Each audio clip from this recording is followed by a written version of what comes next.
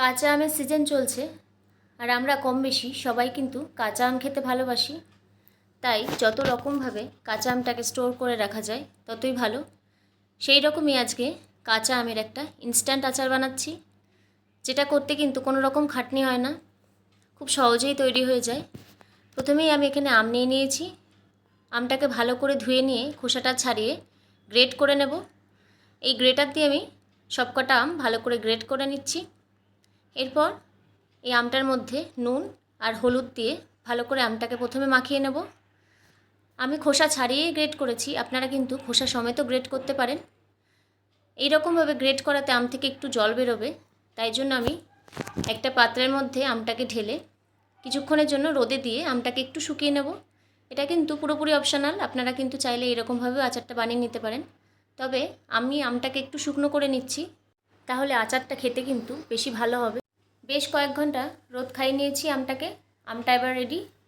এরপর আচার বানানোর জন্য একটা আমার মশলা লাগবে, সেটা তৈরি করে নেব।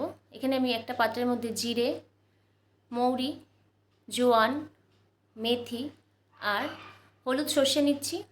আর আচার যেহেতু একটু ঝাল ঝাল ভালো লাগে, তাই জন্য বেশ কয়েকটা শুকনো লঙ্কা দিয়ে দেব। এরপর কড়াই গরম করে এই সবকটা মশলা শুকনো খোলায় খুব ভালো করে ভেজে নেব, যতক্ষণ না সুন্দর একটা গন্ধ বেরোচ্ছে ততক্ষণ মশলাটাকে ভেজে নিতে হবে। ভাজা হয়ে গেলে নামিয়ে প্রথমে ঠান্ডা করে নেব, তারপর মিক্সির জারের মধ্যে দিয়ে একটা পাউডার তৈরি করে নিতে হবে। পাউডারটা খুব ফাইন পাউডার করব না, একটু গোটা গোটা থাকলে মশলাটা আচারটা কিন্তু স্বাদটা আরও বেশি ভালো হবে। এরপর আমটার মধ্যে মশলাটা দিয়ে দেবো। এখানে আমার সর্ষের তেল লাগবে আচারের জন্য। আমি কড়াইয়ের মধ্যে সর্ষের তেলটাকে প্রথমে গরম করে নেব। তেলটা কিন্তু গরম করে ঠান্ডা করে তারপর আচারের মধ্যে দিতে হবে, তাই ততক্ষণ তেলটা ঠান্ডা হোক। এখানে আমি মশলাটা আমের সাথে প্রথমে খুব ভালো করে মিশিয়ে নেব।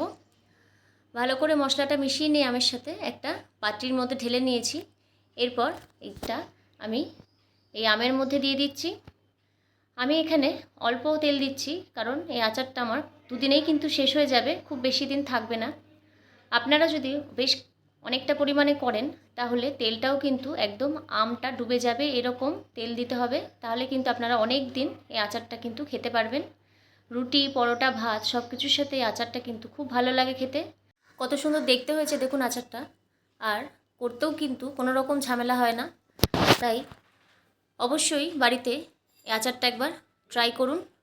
আশা করছি আপনাদের সকলেরই খুব ভালো লাগবে। কেমন লাগলো রেসিপিটি অবশ্যই জানাবেন। ভালো লাগলে লাইক, শেয়ার এবং সাবস্ক্রাইব করে যাবেন। নমস্কার।